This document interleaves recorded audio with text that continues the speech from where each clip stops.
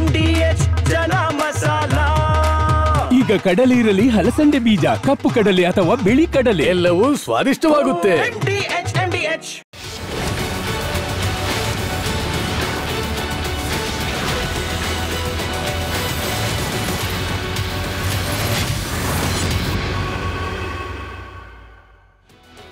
ನಮಸ್ಕಾರ, ಕರ್ನಾಟಕ ಪ್ರೈಮ್ ಟೈಮ್ಗೆ ಸ್ವಾಗತ.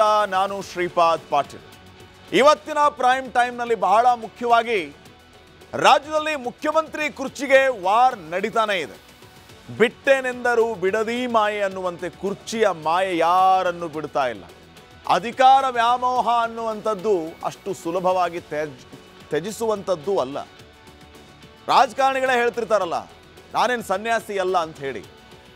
ಆ ರೀತಿ ಈ CM ಚೇರ್ ವಾರ್ ನಡೀತಾನೆ ಇದೆ. DK ಶಿವಕುಮಾರ್ ದೆಹಲಿ ಫ್ಲೈಟ್ ಹತ್ತಿದ್ದಾರೆ. ನವೆಂಬರ್ಗೆ ಕ್ರಾಂತಿ ಫಿಕ್ಸ್ ಅಂತ BJP ಅವರು ಹೇಳ್ತಿದ್ದಾರೆ.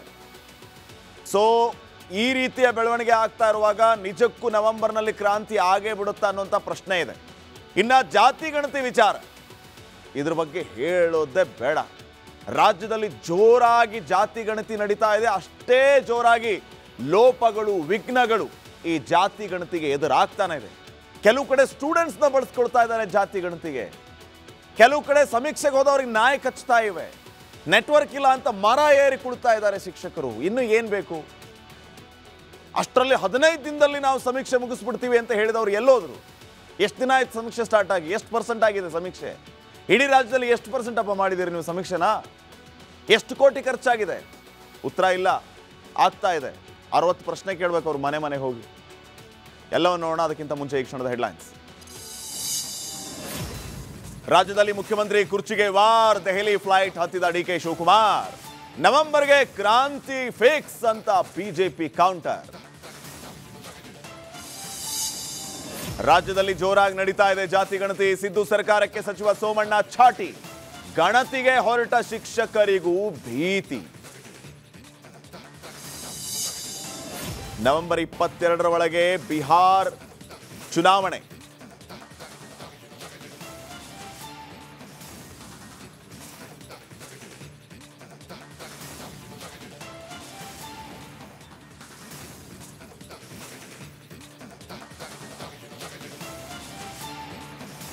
ಬಿಹಾರ್ ಚುನಾವಣೆ. ಈ ಬಾರಿ ಮತದಾನದಲ್ಲಿ ಭಾರಿ ಬದಲಾವಣೆ. EVMನಲ್ಲಿ ಕಲರ್ ಫೋಟೋ ಬಳಕೆಗೆ ಸೂಚನೆ.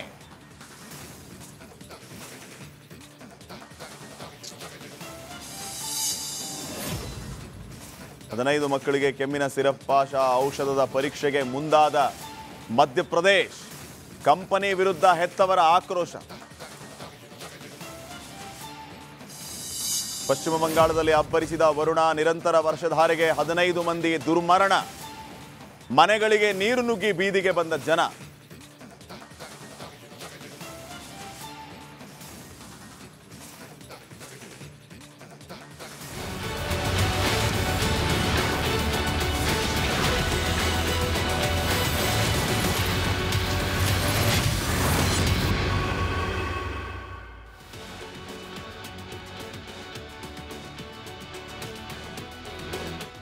ನಮಸ್ಕಾರ, ಕರ್ನಾಟಕ ಪ್ರೈಮ್ ಟೈಮ್ಗೆ ಮತ್ತೊಮ್ಮೆ ಸ್ವಾಗತ. ನಾನು ಶ್ರೀಪಾದ್ ಪಾಟೀಲ್. DK ಶಿವಕುಮಾರ್ ಅವರು CM ಆಗಬೇಕು ಅನ್ನುವಂಥ ಕನಸನ್ನ ಕಾಣ್ತಾ ಇದ್ದಾರೆ. ಈ ಮೂಲಕ ರಾಜ್ಯದಲ್ಲಿ ಮತ್ತೆ ಪವರ್ ಶೇರಿಂಗ್ನ ಸುದ್ದಿ ಸದ್ದು ಮಾಡ್ತಾ ಇದೆ. ಇದೇ ವೇಳೆ DK ಶಿವಕುಮಾರ್ ದೆಹಲಿಗೆ ಪ್ರಯಾಣ ಬೆಳೆಸಿದ್ದಾರೆ. ಇದು ಈ ಸಂದರ್ಭದಲ್ಲಿ ಮತ್ತಷ್ಟು ಚರ್ಚೆಗೆ ಕಾರಣ ಆಗಲಿಕ್ಕಿದೆ. ಈ ಬಗ್ಗೆ ಒಂದು ವರದಿದೆ, ಬನ್ನಿ ನೋಡೋಣ.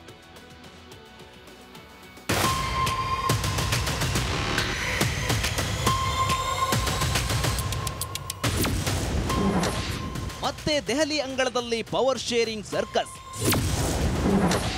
ದಿಢೀರ್ ದೆಹಲಿಗೆ ಹಾರಿದ DCM DK ಶಿವಕುಮಾರ್. ಮತ್ತೆ ಪವರ್ ಶೇರಿಂಗ್ ವಿಚಾರ ಕಾಂಗ್ರೆಸ್ ವಲಯದಲ್ಲಿ ಕಿಚ್ಚು ಹಚ್ಚಿದೆ. DK ಶಿವಕುಮಾರ್ ಮುಖ್ಯಮಂತ್ರಿ ಆಗಲಿ ಎನ್ನುವ ಆಪ್ತರ ಕೂಗು ಹೆಚ್ಚಾಗುತ್ತಿದ್ದಂತೆ ಹೈಕಮಾಂಡ್ಗೆ ಮತ್ತೆ ತಲೆಬಿಸಿಯಾಗಿದೆ. ಸೆಪ್ಟೆಂಬರ್ ಕ್ರಾಂತಿ ಸುಳ್ಳಾಯಿತು, ನವೆಂಬರ್ ಕ್ರಾಂತಿ ನಿಜವಾಗುತ್ತಾ ಎನ್ನುವ ಚರ್ಚೆ ಜೋರಾಗಿದೆ. ಇಷ್ಟಕ್ಕೆ ಪುಷ್ಟಿ ಎನ್ನುವಂತೆ ಉಪಮುಖ್ಯಮಂತ್ರಿ DK ಶಿವಕುಮಾರ್ ದೆಹಲಿಗೆ ಹಾರಿದ್ದಾರೆ. ಹೈಕಮಾಂಡ್ ಭೇಟಿಗೆ ತೆರಳಿದ್ರಾ ಎಂಬ ಚರ್ಚೆ ಶುರುವಾಗಿದೆ. CM versus DCM ಬಣಗಳ ಗುದ್ದಾಟ.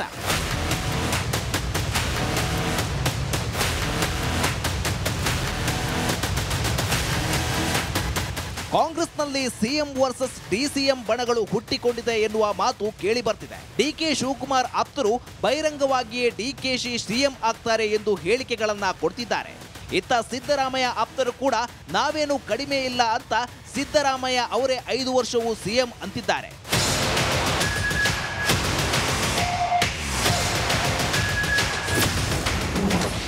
ದಿಢೀರ್ ದೆಹಲಿಗೆ ತೆರಳಿದ ಡಿಕೆ ಶಿವಕುಮಾರ್ ಅತ್ತ ನಾನೇ ಪೂರ್ಣಾವಧಿ ಸಿಎಂ ಎಂದು ಸಿದ್ದರಾಮಯ್ಯ ಕೂಗಿ ಹೇಳ್ತಿದ್ರೆ, ಇತ್ತ ಡಿಕೆಶಿ ಕುರ್ಚಿ ಕಸಿದುಕೊಳ್ಳಲು ನಾನಾ ಸರ್ಕಸ್ ಮಾಡ್ತಿದ್ದಾರೆ ಎನ್ನಲಾಗ್ತಿದೆ.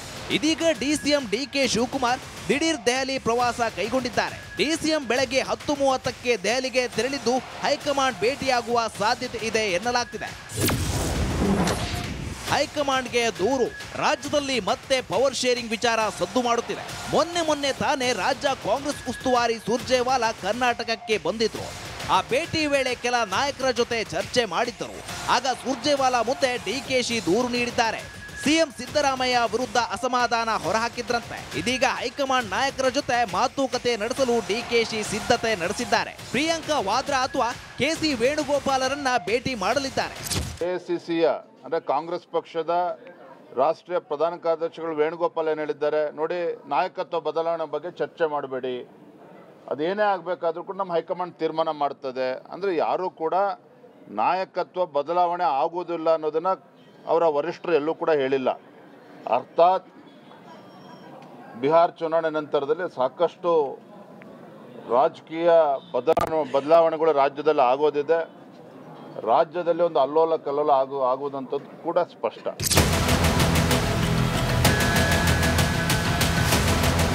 ಡಿಸಿಎಂ ಹೈಕಮಾಂಡ್ ನಾಯಕರ ಭೇಟಿಗೆ ಮುಂದಾದ್ರ ಎನ್ನುವ ಮಾತುಗಳು ಕೇಳಿ ಬರ್ತಿದೆ. ಆದ್ರೆ ಡಿಕೆಶಿ ಆಪ್ತರು ಮಾತ್ರ ಡಿಸಿಎಂ ದೆಹಲಿಗೆ ತೆರಳಿರೋದು ಹೈಕಮಾಂಡ್ ನಾಯಕರ ಭೇಟಿಗಲ್ಲ, ಸುಪ್ರೀಂ ಕೋರ್ಟ್ ಹಿರಿಯ ವಕೀಲರನ್ನ ಭೇಟಿ ಮಾಡಲು ಅಂತಿದ್ದಾರೆ. News desk, republic Kannada.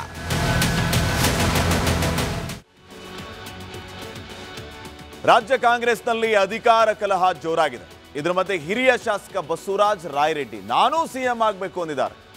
DK Shivakumar CM ಆಗಲಿ, ಆದರೆ ಏನು ತಪ್ಪು, ನಾನು ಸೀನಿಯರ್ ಇದ್ದೀನಿ, ನನಗೂ ಸಿಎಂ ಆಗೋ ಆಸೆ ಇದೆ, ನನ್ನ ಬಗ್ಗೆ ಯಾರು ಮಾತಾಡಲ್ಲ ಅಂತ ಬಸವರಾಜ ರಾಯರೆಡ್ಡಿ ತಮ್ಮ ಇಂಗಿತವನ್ನು ವ್ಯಕ್ತಪಡಿಸಿದ್ದಾರೆ. ಗ್ಯಾಪಲ್ಲಿ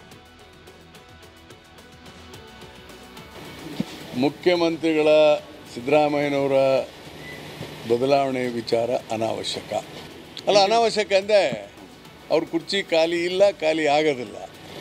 ಅಲ್ಲ, ಜಮೀರ್ ಅವರು ಹೇಳ್ತಾರೆ ಸರ್, ಡಿ ಕೆ ಶಿ ಅವರು ಸಿ ಎಂ ಆಗಲಿ, ಬಟ್ ಈಗ ಹೌದು, ಏನು ತಪ್ಪಿದೆ? ಡಿ ಕೆ ಶಿವಕುಮಾರ್ ಆಗಬಾರದು ನಾನೇನು ಹೇಳಿದ್ನ? ಅವರು ಆಗಲಿ, ನಾನೂ ಆಗಲಿ, ನಾನೇನು ಕಮ್ಮಿ ಇದ್ದೀನಾ? ನನ್ನ ಬಗ್ಗೆ ಒಬ್ಬರು ಮಾತಾಡೋರಲ್ಲ. ಇದೇ ಅವಧಿಯಲ್ಲಿ ಆಗ್ತೀರಾ? ಹೂ ನೋಸ್, ಯಾರಿಗೆ ಗೊತ್ತು. ಆದರೆ ನೋಡಪ್ಪ, ನನ್ನ ಪಕ್ಷದ ವಿಚಾರ, ನನ್ನ ವಿಚಾರ. ಈಗ I am A voter, Raghavendra is A voter. ನಾವು ವೋಟ್ ಹಾಕಿದ್ದು 5 ವರ್ಷಕ್ಕೆ ಹಾಕಿವಿ ಅವ್ರಿಗೆ. ಸಿದ್ದರಾಮಯ್ಯ ಅಂತ ಈಗ ಮಧ್ಯದಾಗ ಡಿಸಾಲ್ವ್ ಆಕತ್ತದ, ನಮಗೇನು ಗೊತ್ತು? ಮುಖ್ಯಮಂತ್ರಿಗಳ ಸಿದ್ದರಾಮಯ್ಯನವರ ಬದಲಾವಣೆ ವಿಚಾರ ಅನಾವಶ್ಯಕ ಅಲ್ಲ. ಅನಾವಶ್ಯಕ ಅಂದರೆ ಅವ್ರ ಕುರ್ಚಿ ಖಾಲಿ ಇಲ್ಲ, ಖಾಲಿ ಆಗೋದಿಲ್ಲ. ಅಲ್ಲ, ಜಮೀರ್ ಅವರು ಹೇಳ್ತಾರೆ ಸರ್, ಡಿ ಕೆ ಶಿ ಅವರು ಸಿ ಎಂ ಆಗಲಿ, ಬಟ್ ಈಗ ಹೌದು, ಏನು ತಪ್ಪಿದೆ? ಡಿ ಕೆ ಶಿವಕುಮಾರ್ ಆಗಬಾರದು ನಾನೇನು ಹೇಳಿದ್ನ? ಅವರು ಆಗಲಿ. ನೋಡಿ, ಸಿಎಂ ರೇಸ್ ಅಂತೂ ಸಿಕ್ಕಾಪಟ್ಟೆ ಜೋರಾಗಿದೆ. ನಾನು ಸಿಎಂ ಆಗಬೇಕು, ನೀನು ಸಿಎಂ ಆಗಬೇಕು, ಯಾವ ರೀತಿ ರೇಸ್ ಇದೆ ಅಂತಂದರೆ ಅಸಲಿಗೆ ಹೈಕಮಾಂಡ್ ಯಾರಿಗೆ ಮಣೆ ಹಾಕುತ್ತೆ ಅನ್ನೋದು ಸದ್ಯಕ್ಕಿನ ಪ್ರಶ್ನೆ ಆಗುತ್ತೆ. ಇದರ ಜೊತೆಗೆ ಯಾರ್ಯಾರು ಇದ್ದಾರೆ ಅನ್ನೋದನ್ನು ಒಂದ್ಸರಿ ನೋಡೋಣ. ಮುಖ್ಯವಾಗಿ ಡಿ ಕೆ ಶಿವಕುಮಾರ್ ಅವರು ಯಾಕೆ ಸಿಎಂ ಆಗಬೇಕು? ಹಲವು ರೀಸನ್ಸ್ ಇದೆ. ಕಳೆಗುಂದಿದ ಪಕ್ಷಕ್ಕೆ ಚೈತನ್ಯ ತುಂಬಿದ್ದು ಇದೇ ಡಿ ಕೆ ಶಿವಕುಮಾರ್ ಅವರು. ಚುನಾವಣೆಯಲ್ಲಿ ತನು ಮನ ಧನ ಧಾರೆಯನ್ನೇ ಎಳೆದ್ಬಿಟ್ರು. ಧನ ಅಂತಂದರೆ ಇಲ್ಲಿ ಯಾವ ಧನ ಹೇಳ್ತಾ ಇದ್ದೀನಿ, ನಿಮಗೆ ಕಷ್ಟ ಮಾಡ್ಕೊಳ್ಳೋದಕ್ಕೆ ಅರ್ಥ ಆಗೇ ಆಗುತ್ತೆ, ಅದರಲ್ಲಿ ಯಾವುದೇ ರೀತಿಯ ಸಂಶಯ ಬೇಡ. ಇನ್ನು ಸಿದ್ದರಾಮಯ್ಯ ಬಿಟ್ಟರೆ ರಾಜ್ಯ ಕಾಂಗ್ರೆಸ್ನ ಬೆಸ್ಟ್ ಲೀಡರ್ ಅಂತಂದರೆ ಮತ್ತು ರೇಸ್ನಲ್ಲಿ ಇರುವಂಥ ನಾಯಕ ಅಂತಂದರೆ ಅದು ಡಿ ಕೆ ಶಿವಕುಮಾರ್. ಸೊ ಪಕ್ಷವನ್ನು ಸಂಘಟಿಸಿ 100ಕ್ಕೂ ಹೆಚ್ಚು ಸ್ಥಾನಗಳನ್ನು ತರುವಲ್ಲಿ ಡಿ ಕೆ ಶಿವಕುಮಾರ್ ಅವರ ಆ ಒಂದು ಪ್ರಯತ್ನ ಯಾವ ರೀತಿ ಇತ್ತು ಅನ್ನೋದು ರಿಫ್ಲೆಕ್ಟ್ ಆಗಿದೆ. ಇನ್ನು ಮುಖ್ಯಮಂತ್ರಿ ಕುರ್ಚಿ ರೇಸ್ನಲ್ಲಿ ನೆಕ್ಸ್ಟ್ ಇವರನ್ನ ಬಿಟ್ಟರೆ ಮಲ್ಲಿಕಾರ್ಜುನ್ ಖರ್ಗೆ ಅವರು. ಪ್ರೆಸಿಡೆಂಟ್ ಆಗಿರುವಂಥವರು ಕಾಂಗ್ರೆಸ್ ಪಾರ್ಟಿಗೆ, ಇವರಿಗೆ ಒಂದು ಕೊರಗಿದೆ, ಒಮ್ಮೆಯೂ ಕೂಡ CM ಆಗಲಿಲ್ಲ ಅನ್ನುವಂಥದ್ದು.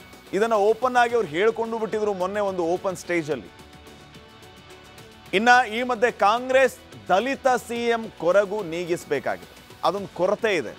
ಜೊತೆಗೆ ಅವಾಗ ದಲಿತ CM ಅನ್ನೋಂಥ ಚರ್ಚೆ ಆಗ್ತಾ ಇರುತ್ತೆ. ಅದ್ರ ಬಗ್ಗೆನೂ ಕೂಡ ಚರ್ಚೆಗೆ ಇತಿಶ್ರೀ ಹಾಡಬೇಕು ಅಂತಂದರೆ ಒಬ್ಬ ದಲಿತರನ್ನ CM ಆಗಿ ಮಾಡಿಬಿಡ್ಬೇಕು, ಯಾರು ಕೂಡ ದಲಿತರನ್ನ CM ಮಾಡಲ್ಲ ಅನ್ನುವಂತಹ ಒಂದು ಆ ಹಣೆಪಟ್ಟಿ ಏನಿದೆ ಅದು ಅಟ್ಲೀಸ್ಟ್ ದೂರ ಆದರೂ ಆಗುತ್ತೆ ಅನ್ನುವಂಥ ಲೆಕ್ಕಾಚಾರ. ಇನ್ನು ಕಾಂಗ್ರೆಸ್ಗೆ ಸಿಕ್ಕ ಅಪರೂಪದ ಅವಕಾಶ ಅಂತಂದ್ರೆ ಇದೆ. ಖರ್ಗೆ ಅವರನ್ನ CM ಮಾಡಿಬಿಟ್ರೆ ಆ ಒಂದು ಆರೋಪ ಕೂಡ ದೂರ ಆಗುತ್ತೆ. ಇನ್ನು ಇವ್ರನ್ನ ಹೊರತುಪಡಿಸಿದ್ರೆ ಇನ್ನೊಬ್ಬ ನಾಯಕ CM ರೇಸಲ್ಲಿ ಇರುವಂಥವರು ಡಾಕ್ಟರ್ G. ಪರಮೇಶ್ವರ್. ದಲಿತ CM ರೇಸ್ನಲ್ಲಿ ಖರ್ಗೆ ಬಳಿಕ ಎರಡನೇ ಆಯ್ಕೆ ಅಂತಂದ್ರೆ ಪ್ರಸ್ತುತ ಗೃಹ ಸಚಿವರಾಗಿರುವಂಥ ಡಾಕ್ಟರ್ G. ಪರಮೇಶ್ವರ್ ಅವರು. ಪ್ರಮುಖ ಖಾತೆಯನ್ನ ನಿಭಾಯಿಸಿದಂಥ ಅನುಭವ ಇವರಿಗೆ ಇದೆ. ಇವರು ಕೂಡ ಮಾತಾಡಿದ್ದಾರೆ ಹಲವು ಸಾರಿ. ಸದಾಕಾಲ ಮುಖ್ಯಮಂತ್ರಿ ಕುರ್ಚಿಯದ್ದೇ ಕನಸನ್ನ ಇವರು ಕೂಡ ಕಾಣ್ತಾ ಇರ್ತಾರೆ. ಮುಖ್ಯಮಂತ್ರಿ ಕುರ್ಚಿ ರೇಸ್ನಲ್ಲಿ ಇವರು ಸಫಲರಾಗ್ತಾರಾ? ಖರ್ಗೆ ಅವ್ರನ್ನ ಬಿಟ್ಟರೆ ನೆಕ್ಸ್ಟ್ ಪರಮೇಶ್ವರ್ ಎಷ್ಟರ ಮಟ್ಟಿಗೆ CM ಕುರ್ಚಿಯನ್ನು ತಮ್ಮದಾಗಿಸಿಕೊಳ್ಳುವಲ್ಲಿ ಯಶಸ್ವಿ ಆಗ್ತಾರೆ? ಇದು ಯಾವಾಗ ಚರ್ಚೆ ಬರುತ್ತೆ ಅಂತಂದರೆ DK ಶಿವಕುಮಾರ್ ಅವ್ರನ್ನ ಸಮಾಧಾನ ಮಾಡೋಕೆ ಮೊದಲು ಅವ್ರನ್ನ ಬಿಟ್ಟರೆ ಖರ್ಗೆ ಅವ್ರನ್ನ ಬಿಟ್ಟರೆ ಪರಮೇಶ್ವರ್ ಅವ್ರನ್ನ ಬಿಟ್ಟರೆ ನೆಕ್ಸ್ಟ್ ಬರುವಂಥ ಹೆಸರು ಸತೀಶ್ ಜಾರಕಿಹೊಳಿ. ಸತೀಶ್ ಜಾರಕಿಹೊಳಿ ಉತ್ತರ ಕರ್ನಾಟಕ ಭಾಗದ ಒಬ್ಬ ಪ್ರಬಲ ನಾಯಕ. ಸಿದ್ದರಾಮಯ್ಯ ಬಳಿಕ ಅಹಿಂದ ನಾಯಕನಾಗುವ ತಾಕತ್ತು ಜಾರಕಿಹೊಳಿ ಸಾಹುಕಾರಗಿದೆ. ಶಾಸಕರನ್ನ ವಿಶ್ವಾಸಕ್ಕೆ ತೆಗೆದುಕೊಳ್ಳೋದಕ್ಕೆ ಇವರು ಯತ್ನಿಸ್ತಾ ಇದ್ದಾರೆ. CM ಕುರ್ಚಿ ರೇಸ್ನಲ್ಲಿ ಸತೀಶ್ ಜಾರಕಿಹೊಳಿ ಅವರ ಹೆಸರು ಆಗಾಗ ಕೇಳಿ ಬರ್ತಾನೆ ಇರುತ್ತೆ. ವಾಲ್ಮೀಕಿ ಸಮುದಾಯದಿಂದ ಒಬ್ಬ ನಾಯಕ CM ಆಗಬೇಕು, ಆದರೆ ಅದು ಸತೀಶ್ ಜಾರಕಿಹೊಳಿ ಅವರು, ಅವರಿಗೆ ಪ್ರಾಧಾನ್ಯತೆ ಕೊಡಲೇಬೇಕು. ಎಲ್ಲ ರೀತಿಯ ಎಬಿಲಿಟೀಸ್ ಸತೀಶ್ ಜಾರಕಿಹೊಳಿ ಅವರ ಹತ್ರ ಇದೆ, ಅವ್ರು ಆಗಬೇಕು ಅನ್ನುವಂತಹ ಮಾತುಗಳು ಆಗಾಗ ಕೇಳಿ ಬರ್ತಾ ಇರುತ್ತೆ. ಹೀಗಾಗಿ ಜಾರಕಿಹೊಳಿ ಅವರು ಕೂಡ ಆ ರೇಸ್ನಲ್ಲಿದ್ದಾರೆ. ಇನ್ನು ಇವ್ರನ್ನ ಬಿಟ್ಟರೆ ಎಂ ಬಿ ಪಾಟೀಲ್ ಅವರು ಈ ಹಿಂದೆ DK ಶಿವಕುಮಾರ್ಗೆ ಟಕ್ಕರ್ ಕೊಟ್ಟಿದ್ರು. ಯಾಕೆ? ನಾನೇನು ಆಗಬಾರ್ದಾ, ನನ್ನ ಹತ್ರನೂ ಕೆಪಾಸಿಟಿ ಇದೆ ರೀ, ನಾನು CM ರೇಸಲ್ಲಿ ಇದ್ರೆ ಏನು ತಪ್ಪು ಅನ್ನೋ ರೀತಿಯಲ್ಲಿ ಮಾತಾಡಿದ್ರು ಈ ಹಿಂದೆ ಅವರು. ಸೊ ಎಂ ಬಿ ಪಾಟೀಲ್ ಅವರು ಕೂಡ ದೊಡ್ಡ ಸಮುದಾಯದ ಒಬ್ಬ ನಾಯಕ, ಅವರು ಕೂಡ ರೇಸಲ್ಲಿದ್ದಾರೆ. ಲಿಂಗಾಯತರನ್ನ ಕಾಂಗ್ರೆಸ್ಗೆ ಕರೆ ತರಬೇಕಾಗಿದೆ. ಎಂ ಬಿ ಪಾಟೀಲ್ ಅವ್ರನ್ನ CM ಮಾಡಿಬಿಟ್ರೆ ಒಂದು ದೊಡ್ಡ ಶಕ್ತಿ ಬಂದಂಗೆ. ಎಂ ಬಿ ಪಾಟೀಲ್ಗೆ ಆ ಎಲ್ಲ ಶಕ್ತಿಯೂ ಕೂಡ ಇದೆ. ಅದರಲ್ಲೂ ಉತ್ತರ ಕರ್ನಾಟಕ ಭಾಗದ ಕೂಗಿಗೆ ಎಂ ಬಿ ಪಾಟೀಲ್ ಅವರು ದನಿ ಆಗ್ತಾರೆ. ವಿಜಯಪುರದಲ್ಲಿ ಭಗೀರಥ ಅಂತ ಕರೀತಾರೆ ಎಂ ಬಿ ಪಾಟೀಲ್ ಅವ್ರನ್ನ. ಎಲ್ಲ ಕೆರೆಗಳನ್ನು ತುಂಬಿಸಿದ್ದಾರೆ, ಎಲ್ಲ ಕಾಲುವೆಗಳಿಗೆ ನೀರು ಹರಿಸಿದ್ದಾರೆ, ಆ ಭಾಗದ ಜನರ ದನಿಯಾಗಿದ್ದಾರೆ. ಎಲ್ಲೆಲ್ಲಿ ನೀರು ಹರಿದಿದೆಯೋ ಅವರೆಲ್ಲ ಈಗ ಮನೆಯಲ್ಲಿ 4 ಗಾಡಿಗಳನ್ನು ಇಟ್ಕೊಂಡು ಜಮ್ ಅಂತ ಓಡಾಡ್ತಾ ಇದ್ದಾರೆ. ಎಂ ಬಿ ಪಾಟೀಲ್ರನ್ನ ನೆನೆಸ್ತಾರೆ ಅವರು. ಇಂಥ ಒಬ್ಬ ನಾಯಕ CM ಆದರೆ ಉತ್ತರ ಕರ್ನಾಟಕದ ಭಾಗದ ಧ್ವನಿ ಆಗ್ತಾರೆ ಅನ್ನುವಂಥ ವಿಶ್ವಾಸ ಇದೆ. ಹೀಗಾಗಿ ಎಂ ಬಿ ಪಾಟೀಲ್ ಅವರು ಕೂಡ ರೇಸ್ನಲ್ಲಿದ್ದಾರೆ. ಇವರಿಗೆ ಎಷ್ಟರ ಮಟ್ಟಿಗೆ ಪ್ರಾಶಸ್ತ್ಯ ಸಿಗಬಹುದು, ಅದೃಷ್ಟ ಖುಲಾಯಿಸಬಹುದು, ನೋಡೋಣ. ಸೊ ಇವರೆಲ್ಲ ರೇಸ್ನಲ್ಲಿದ್ದಾರೆ. ಇನ್ನು ಇವ್ರನ್ನ ಹೊರತುಪಡಿಸಿದ್ರೆ ರಾಜ್ಯದಲ್ಲಿ ಈಗಿನಿಂದಲೇ ಚುನಾವಣೆಯ ಕಾವು ಜೋರಾಗಿದೆ. BJP JDS ನಾಯಕರು ಮೈತ್ರಿ ಮಾಡಿಕೊಂಡು ಮುಂದಿನ ಚುನಾವಣೆಯಲ್ಲಿ ಅಬ್ಬರಿಸೋಕೆ ನಿರ್ಧಾರ ಮಾಡಿದ್ದಾರೆ. ಇದರ ಮಧ್ಯೆ ದೇವೇಗೌಡರ ಒಂದು ಹೇಳಿಕೆ ಎರಡೂ ಪಕ್ಷಗಳಲ್ಲಿ ಸಂಚಲನ ಸೃಷ್ಟಿ ಮಾಡಿದೆ. ಹಾಗಿದ್ರೆ ಏನು ಅದು ದೊಡ್ಡಗೌಡರ ಹೇಳಿಕೆ? ಬನ್ನಿ ನೋಡಿ.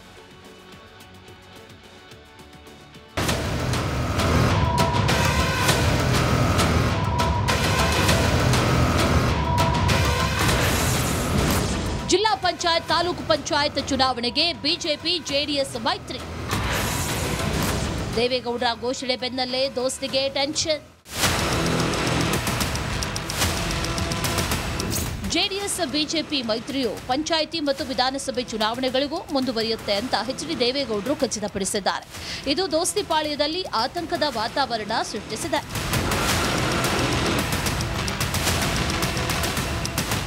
ಜೆಡಿಎಸ್ನ ಮೈತ್ರಿ ಯಾವುದೇ ಆತಂಕ ಇಲ್ಲದೆ ಆ ಮೈತ್ರಿ ಮುಂದುವರಿಯುತ್ತೆ.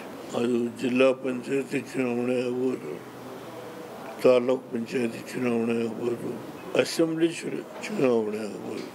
ಆ ಮೈತ್ರಿಗೆ ಎಂದೂ ಆತಂಕ ಇಲ್ಲ. ಮೋದಿಯವರ ನನ್ನ ಸಂಬಂಧ ಯಾವುದೇ ಕಾರಣದಿಂದ ಯಾರೂ ಬದಲಾವಣೆ ಮಾಡಲಿಕ್ಕಾಗಲ್ಲ.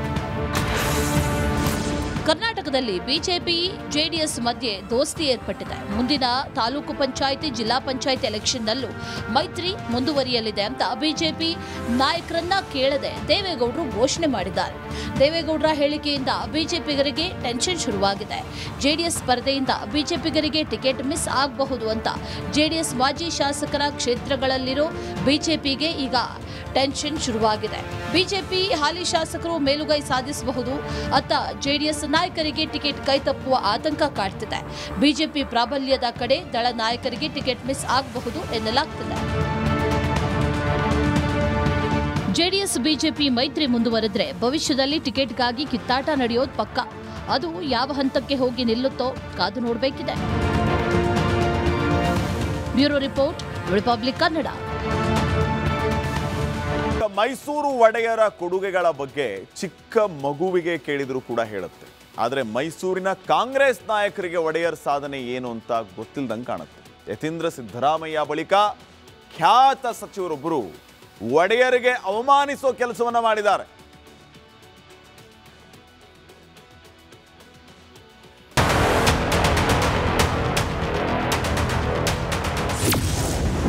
ಕೆಆರ್ಎಸ್ ಡ್ಯಾಂಗೆ ಮೊದಲು ಅಡಿಗಲ್ಲು ಹಾಕಿದ್ದು ಟಿಪ್ಪು. ಮಾಜಿ ಸಚಿವ ಕೆಎನ್ ರಾಜಣ್ಣ ವಿವಾದಿತ ಹೇಳಿಕೆ. ಕಾಂಗ್ರೆಸ್ ನಾಯಕರು ಪದೇ ಪದೇ ಮೈಸೂರು ಒಡೆಯರ್ಗೆ ಅವಮಾನ ಮಾಡುವಂತ ಕೆಲಸ ಮಾಡ್ತಿದ್ದಾರೆ. ಮೈಸೂರಿಗೆ ಒಡೆಯರ್ಗಿಂತ ಸಿದ್ದರಾಮಯ್ಯ ಹೆಚ್ಚು ಕೊಡುಗೆ ಕೊಟ್ಟಿದ್ರು ಅಂತ ಎಂಎಲ್ಸಿ ಯತೀಂದ್ರ ಹೇಳಿದ್ರು. ಈಗ ಕೆಆರ್ಎಸ್ ಡ್ಯಾಂಗೆ ಅಡಿಗಲ್ಲು ಹಾಕಿದ್ದು ಟಿಪ್ಪು ಸುಲ್ತಾನ್ ಅಂತ ಹೇಳೋ ಮೂಲಕ ಮಾಜಿ ಸಚಿವ ಕೆಎನ್ ರಾಜಣ್ಣ ವಿವಾದಿತ ಹೇಳಿಕೆ ನೀಡಿದ್ದಾರೆ. ಟಿಪ್ಪುನ ಇವರೆಲ್ಲ ಕೆಲವು ಜನ ಎಷ್ಟು ಅವಹೇಳನಕಾರಿಯಾಗಿ ತೋರಿಸ್ತಾರೆ ಅಂದ್ರೆ, ನಾನು ಓದಿರೋಂಥ ಪ್ರಕಾರ ಕನ್ನಂಬಾಡಿ ಕಟ್ಟೆ ಪ್ರಾರಂಭ ಮಾಡಿದವನೇ ಅವರು. ಆ ನಂತರ ನಾಲ್ವಡಿ ಕೃಷ್ಣರಾಜ ಒಡೆಯರ್ ಕಾಲದಲ್ಲಿ ಅದನ್ನು ಸಂಪೂರ್ಣ ಮಾಡಿದ್ರು. ನಾಲ್ವಡಿ ಕೃಷ್ಣರಾಜ ಒಡೆಯರ್ ಕಾಲದಲ್ಲಿ ಸಂಪೂರ್ಣ ಮಾಡುವಾಗ ಹಣಕಾಸಿನ ತೊಂದರೆ ಬಂದಾಗ ಮನೇಲಿ ಚಿನ್ನ ತಗೊಂಡು ಬಾಂಬೆಲ್ ಮಾಡ್ತಾರೆ. ಗೊತ್ತಾಯ್ತಾ? 1924ರಲ್ಲಿ ಅದು ತಮಿಳುನಾಡಿನವ್ರ ಜೊತೆನಲ್ಲಿ ಅಲ್ಲಿನ ಬ್ರಿಟಿಷ್ ಸರ್ಕಾರ ಇದ್ದು ಪ್ರೆಸಿಡೆನ್ಸಿಯವ್ರ ಜೊತೆ ಅಗ್ರಿಮೆಂಟ್ ಮಾಡಿಕೊಂಡು ಐಟ್ ಇಷ್ಟಿರ್ಬೇಕು ಅಷ್ಟಿರ್ಬೇಕು ಅನ್ನೋ ಡಿಸ್ಪ್ಯೂಟ್ ಬಂದಾಗ ಅವರು ಮಾಡಿಸ್ತಾರೆ. ನಾವು ಅದನ್ನು ಮರಿಬಾರ್ದು. ರಾಜ್ಯಕ್ಕೆ ರೇಷ್ಮೆ ಬರಲು ಟಿಪ್ಪು ಸುಲ್ತಾನ್ ಕಾರಣ. ರೇಷ್ಮೆಗೆ ಅವರೇ ಜನಕ. ರೇಷ್ಮೆದು ಮೊದಲಿನ ಏನು ಬೆಳೆ ಇದೆ, ನಾವದು ಸುಲ್ತಾನ್ ಕಡ್ಡಿ ಅಂತ ಹೇಳಿ ತಂದವನೇ ಅವರು. ಪರ್ಷಿಯಾದಿಂದ ಅವನು ತರಿಸಿ ನಮ್ಮನ್ನು ಇದು ಮಾಡಿದ್ರು. ಇವತ್ತು ನೀವೆಲ್ಲ ರಾಮನಗರಲ್ಲೆಲ್ಲ ಹೋದ್ರೆ ಬರೀ ಮುಸ್ಲಿಮ್ಸೇ ಜಾಸ್ತಿ ರೇಷ್ಮೆ ವಿಲೇಜರ್ಸ್ ನಡೆಸೋರು, ವ್ಯಾಪಾರ ಮಾಡೋರು ಎಲ್ಲ ಅವರೇ ಜಾಸ್ತಿ. ಅದು ಅಲ್ಲಿಂದ ಬಂದಿರ್ತಕ್ಕಂಥದ್ದು. ಸೊ ಇವೆಲ್ಲ ಟಿಪ್ಪು ಸುಲ್ತಾನ್ ಬಗ್ಗೆ ಇದೆ ಅಂತಕ್ಕಂಥದ್ದು. ಹಳೆ ಮೈಸೂರಿನ ಭಾಗಗಳಲ್ಲಿ ಈಗಲೂ ದೇವರ ಫೋಟೋ ಜೊತೆ ಒಡೆಯರ್ ಫೋಟೋ ಇಟ್ಟು ಪೂಜೆ ಮಾಡ್ತಾರೆ. ಅಂತ ಮಹಾನ್ ಅರಸರಿಗೆ ಕಾಂಗ್ರೆಸ್ ಅವಮಾನಿಸ್ತಾ ಇರೋದು ಅಚ್ಚರಿ ತಂದಿದೆ. Bureau report, republic Kannada.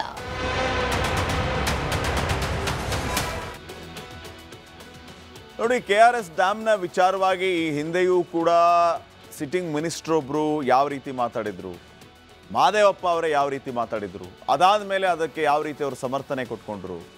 ರಾಜ್ಯದಾದ್ಯಂತ ಅವರ ಹೇಳಿಕೆಗೆ, ವಿಶೇಷವಾಗಿ ಹಳೆ ಮೈಸೂರು ಭಾಗದಿಂದಲೇ ಅವರ ಹೇಳಿಕೆಗೆ ಎಷ್ಟು ವಿರೋಧ ವ್ಯಕ್ತವಾಯಿತು. ಒಬ್ಬ ಶಾಸಕ ಮುಖ್ಯಮಂತ್ರಿ ಆಗಬೇಕು ಅಂತ ಕನಸು ಕಾಣ್ತಾನೆ. ಕನಸು ಕಂಡ ಮಾತ್ರಕ್ಕೆ ಆತ CM ಆಗೇ ಬಿಟ್ಟ ಅಂತಲ್ಲ, ಅದಕ್ಕೆ ಪ್ರಯತ್ನಗಳು ಕೂಡ ಇರುತ್ತೆ. ಎಲ್ಲರೂ ವಿಶ್ವಾಸಕ್ಕೆ ತಗೋಬೇಕು, ಕೆಲಸ ಮಾಡಬೇಕು. ಟಿಪ್ಪು ಕನಸು ಕಂಡಿದ್ದ ಅಷ್ಟೇ, ಆದರೆ KRS ಡ್ಯಾಮ್ ಅನ್ನ ಕಟ್ಟಿಸಿಲ್ಲ. ಕನಸು ಕಾಣೋದಕ್ಕೂ ಆ ಕನಸು ಸಾಕಾರ ಆಗೋದಕ್ಕೂ ಅದನ್ನ ಇಂಪ್ಲಿಮೆಂಟ್ ಮಾಡೋದಕ್ಕೂ ಬಹಳ ವ್ಯತ್ಯಾಸ ಇದೆ. ಯಾವನೋ ಒಬ್ಬ ಎಲ್ಲೋ ನಿಂತ್ಕೊಂಡು ನಾನೊಂದು 20 ಫ್ಲೋರಿನ ಬಿಲ್ಡಿಂಗ್ ಕಟ್ಟಿಸ್ಬಿಡ್ತೀನಿ ಅಂತ ಕನಸು ಕಾಣಬಹುದು. ಮುಂದೆ ಆ ಕನಸು ನನಸಾದರೆ ಅಂದರೆ 20 ಫ್ಲೋರಿನ ಬಿಲ್ಡಿಂಗನ್ನು ಕಟ್ಟಿದಾಗ ಎಸ್ ಇಂಥವನೊಬ್ಬ ಕನಸು ಕಂಡಿದ್ದ, ಆ ಕನಸನ್ನು ನನಸು ಮಾಡ್ದ ಅಂತ ಹೇಳ್ಬೋದು. ಟಿಪ್ಪುಗೂ ಮೊದಲು ಗಂಗರು ಕಾವೇರಿಗೆ 2 ಡ್ಯಾಮನ್ನು ಕಟ್ಟಿಸಿದ್ರು. ಟಿಪ್ಪುಗೂ ಮೊದಲು ಗಂಗರು ಕಾವೇರಿಗೆ 2 ಡ್ಯಾಮ್ ಕಟ್ಟಿದ್ರು. 2 ಚಿಕ್ಕ ಚಿಕ್ಕ ಅಣೆಕಟ್ಟು ನಿರ್ಮಾಣ ಮಾಡಿದ್ರು ಗಂಗರು. 1791ರಲ್ಲಿ ಟಿಪ್ಪು ಸುಲ್ತಾನ್ ಬಂದು ಯೋಜನೆಯನ್ನ ಸಿದ್ಧಪಡಿಸಿದ್ದ. 70 ಅಡಿ ಎತ್ತರದ ಡ್ಯಾಮ್ ಕಟ್ಟುವ ಯೋಜನೆ ಸಿದ್ಧ ಮಾಡಿಸಿದ್ದ ಟಿಪ್ಪು. ಡ್ಯಾಮ್ ನಿರ್ಮಾಣಕ್ಕೆ ದುಡ್ಡು ಕೂಡ ಮೀಸಲಿಟ್ಟಿದ್ದ ಟಿಪ್ಪು. ಶಂಕುಸ್ಥಾಪನೆಯನ್ನು ಕೂಡ ಮಾಡಿದ್ದ, ಆದರೆ ಡ್ಯಾಮ್ ಕಟ್ಟಿಸಲಿಲ್ಲ. ಟಿಪ್ಪು ಡ್ಯಾಮ್ ಕನಸು ಕಾಣುವಾಗಲೇ ಮೈಸೂರು ಯುದ್ಧ ಆರಂಭ ಆಗ್ಬಿಡ್ತು. 3 ಕೋಟಿ ರೂಪಾಯಿ ಕೊಟ್ಟು ಮಕ್ಕಳನ್ನೂ ಅಡ ಇಡೋ ಸ್ಥಿತಿ ನಿರ್ಮಾಣ ಆಯಿತು. ಇದೇ ಕಾರಣಕ್ಕೆ ಟಿಪ್ಪು ಸುಲ್ತಾನ್ ಡ್ಯಾಮ್ ಕಟ್ಟಿಸಲೇ ಇಲ್ಲ. ಸರ್ ಎಂ ವಿಶ್ವೇಶ್ವರಯ್ಯ ಅವರ ಕೌಶಲ್ಯದ ಫಲವಾಗಿ KRS ನಿರ್ಮಾಣ ಆಯಿತು. 1911ರಲ್ಲಿ KRS ಡ್ಯಾಮ್ ನಿರ್ಮಾಣ ಆಗುತ್ತೆ. ಇವತ್ತೂ ಕೂಡ ಆ KRS ಡ್ಯಾಮ್ ಪ್ರಸ್ತುತ ನಾವು ನೀವೆಲ್ಲರೂ ಕೂಡ ಪ್ರತಿನಿತ್ಯ ಇವರ ಶ್ರಮವನ್ನು ನೆನಪು ಮಾಡ್ಕೋಬೇಕು. ಎಲ್ಲರೂ ಕೂಡ ಸ್ಮರಣೀಯರು. ಯಾವುದೇ ಕಾಂಪ್ರಮೈಸ್ ಇಲ್ಲದೆ ರಿಪಬ್ಲಿಕ್ ಕನ್ನಡ 100% ನ್ಯೂಸ್ ಕೊಡುತ್ತೆ. ಇದೇ ರೀತಿ ಓರಿಯೆಂಟ್ ಬೆಲ್ ಟೈಲ್ಸ್ ಕೂಡ 100ಕ್ಕೆ 100ರಷ್ಟು ಬಲಿಷ್ಠವಾಗಿದೆ. ನವ ಭಾರತಕ್ಕಾಗಿ ಹೊಸ ಆಯ್ಕೆ ಮುಖ್ಯ. ಈಗ ಸುದ್ದಿಗಳನ್ನು ನೋಡ್ತಾ ಹೋಗೋಣ. ರಾಜ್ಯದಲ್ಲಿ ಜಾತಿ ಗಣತಿ ಪ್ರಕ್ರಿಯೆಗೆ ವೇಗ ಸಿಕ್ಕಿದೆ. ಆದರೆ ಬರೋಬ್ಬರಿ 60 ಪ್ರಶ್ನೆಗಳಿಗೆ ಉತ್ತರಿಸುವಷ್ಟರಲ್ಲಿ DCM DK ಶಿವಕುಮಾರ್ ಅಂಥವರೇ ಹೈರಾಣಾಗಿದ್ದಾರೆ.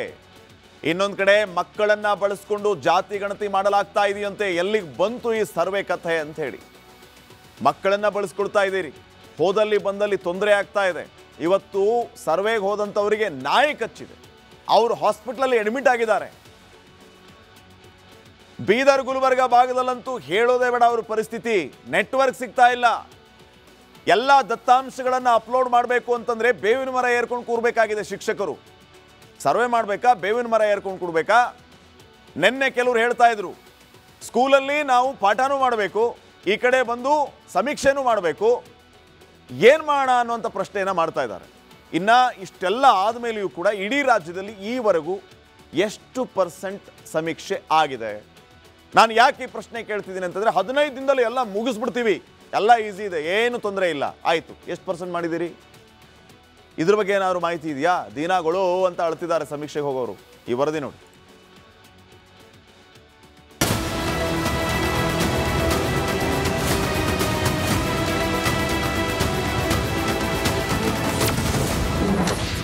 ಸರ್ವೆ ಪ್ರಶ್ನೆಗಳನ್ನ ಕೇಳಿ ಉಪಮುಖ್ಯಮಂತ್ರಿ ಗರಂ. ಜಾತಿ ಗಣತಿ ಅಧಿಕಾರಿಗೆ ಕ್ಲಾಸ್ ತೆಗೆದುಕೊಂಡ DCM. ಸಿಲಿಕಾನ್ ಸಿಟಿ ಬೆಂಗಳೂರಲ್ಲಿ ಜಾತಿ ಗಣತಿ ಸಮೀಕ್ಷೆ ಆರಂಭವಾಗಿದ್ದು, ಸಮೀಕ್ಷೆಗೆ DCM DK ಶಿವಕುಮಾರ್ ಚಾಲನೆ ನೀಡಿದ್ರು. ಸಮೀಕ್ಷೆಯಲ್ಲಿ ಭಾಗಿಯಾದ DCM DK ಶಿವಕುಮಾರ್ ಸಾಲು ಸಾಲು ಪ್ರಶ್ನೆಗಳಿಗೆ ಉತ್ತರಿಸಿ ಸುಸ್ತಾದ್ರು. ಕಾಲಂನಲ್ಲಿ ಇವೆಲ್ಲ ಬೇಕಿತ್ತ ಅಂತ ಪ್ರಶ್ನೆ ಮಾಡುವ ಮೂಲಕ ತಮ್ಮದೇ ಸಮೀಕ್ಷೆ ಬಗ್ಗೆ ಅಪಸ್ವರವೆತ್ತಿದ್ರು.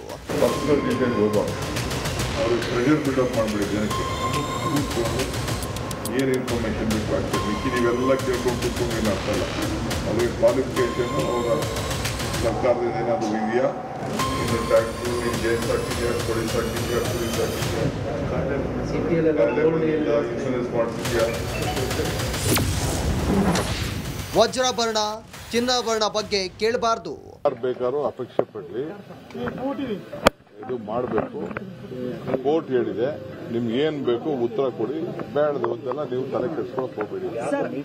ನಾನು ಆಫೀಸರ್ಸ್ ಹೇಳಿ ಕಳ್ಸಿದ್ದೀನಿ, ಕೋಳಿ ಕುರಿ ಎಲ್ಲ ಬೆಂಗಳೂರು ಸಿಟಿ ಎಲ್ಲ ಕೇಳೋದೆಲ್ಲ ಬಿಟ್ಬಿಡಿ. ನೀವು ಚಿನ್ನ ಇವೆಲ್ಲ ಕೇಳಕ್ ಹೋಗ್ಬಿಡಿ, ಇವೆಲ್ಲ ಪರ್ಸನಲ್ ವಿಚಾರ.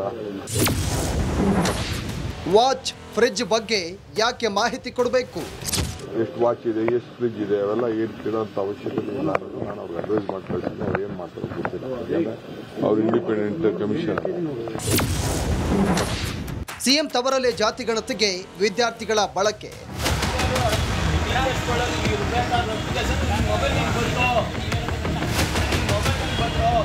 ಮೈಸೂರಲ್ಲಿ ಕಾಲೇಜು ವಿದ್ಯಾರ್ಥಿಗಳಿಂದ ಜಾತಿ ಗಣತಿ ಸಮೀಕ್ಷೆ ಮಾಡಿಸಲಾಗಿದೆ. ಸಮೀಕ್ಷೆ ನಡೆಸ್ತಾ ಇದ್ದ ವಿದ್ಯಾರ್ಥಿಗಳನ್ನ ಸ್ಥಳೀಯರು ಪ್ರಶ್ನೆ ಮಾಡಿದ್ರು. ಜನರು ಕೇಳಿದ ಪ್ರಶ್ನೆಗಳಿಗೆ ವಿದ್ಯಾರ್ಥಿಗಳು ಸೂಕ್ತ ಉತ್ತರ ನೀಡಲಿಲ್ಲ. ಆದ್ದರಿಂದ ವಿದ್ಯಾರ್ಥಿಗಳನ್ನ ಸಮೀಕ್ಷೆಗೆ ಕಳಿಸಿದ ನಿಯೋಜಕರಿಗೂ ಕೂಡ ತರಾಟೆಗೆ ತೆಗೆದುಕೊಂಡಿದ್ದಾರೆ. ಹಲೋ, ಯಾರು ಮೇಡಮ್ ತಾವು?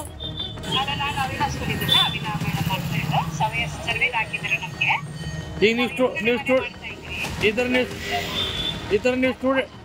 ನೀವು ಸ್ಟೂಡೆಂಟ್ಸ್ಗೆಲ್ಲ ನೀವು ಇದು ಮಾಡ್ಬೋದಾ, ಕಳಿಸ್ಬೋದಾ? ಅಲ್ಲ ಮೇಡಮ್, ಒಂದು ನಿಮಿಷ ಮೇಡಮ್, ಈ ಥರ ಸ್ಟೂಡೆಂಟ್ಸ್ಗೆಲ್ಲ ನೀವು ಕಳಿಸ್ಬೋದಾ ಸಮೀಕ್ಷೆಗೆ? ನೀವು ಈ ಸ್ಟೂಡೆಂಟ್ಸ್ ಒಂದು ನಿಮಿಷ ಮೇಡಮ್, ಸ್ಟೂಡೆಂಟ್ಸಿಗೆ ನೀವು ಕಳಿಸೋದಕ್ಕೆ ಅವಕಾಶ ಇದೆಯಾ? ಜಾತಿ ಗಣತಿಗೆ ಬಂದ ಶಿಕ್ಷಕಿ ಮೇಲೆ ನಾಯಿ ದಾಳಿ.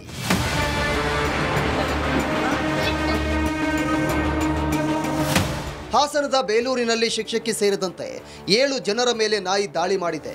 ಮುಖದ ಭಾಗಕ್ಕೆ ನಾಯಿ ಕಚ್ಚಿದ್ದು ಚಿಕ್ಕಮ್ಮರನ್ನ ಆಸ್ಪತ್ರೆಗೆ ದಾಖಲಿಸಲಾಗಿದೆ.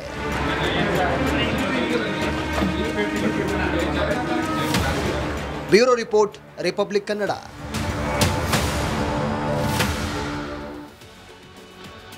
ಜಾತಿ ಗಣತಿಯಲ್ಲಿ ಸಾಲು ಸಾಲು ಗೊಂದಲಗಳು ಮೂಡಿದೆ. ಇವತ್ತು ಗಣತಿದಾರರು ವಿ ಸೋಮಣ್ಣ ಬಳಿ ಹೋಗಿದ್ರು. ಪ್ರಶ್ನೆ ಮೇಲೆ ಪ್ರಶ್ನೆಯನ್ನ ಕೇಳಿದರು. ಆಗ ಕೇಂದ್ರ ಸಚಿವರು ಕೆರಡಿ ಕೆಂಡವಾದರು.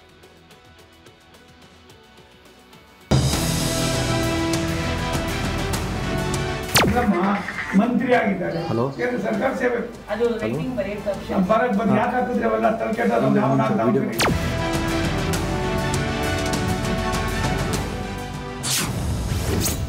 ಸಿದ್ದರಾಮಯ್ಯ ಜಾತಿ ಅಂತ ಬರೆದುಕೊಳ್ಳಿ. ಗಣತಿದಾರರ ಪ್ರಶ್ನೆಗೆ ಸಚಿವ ಸೋಮಣ್ಣ ಗರಂ. ರಾಜ್ಯದೆಲ್ಲೆಡೆ ಸಾಮಾಜಿಕ ಹಾಗೂ ಶೈಕ್ಷಣಿಕ ಸಮೀಕ್ಷೆ ನಡೆಯುತ್ತಿದೆ. ರಾಜಕಾರಣಿಗಳ ಮನೆಗಳಿಗೂ ಗಣತಿದಾರರು ಭೇಟಿ ನೀಡಿ ಸಮೀಕ್ಷೆ ನಡೆಸುತ್ತಿದ್ದಾರೆ.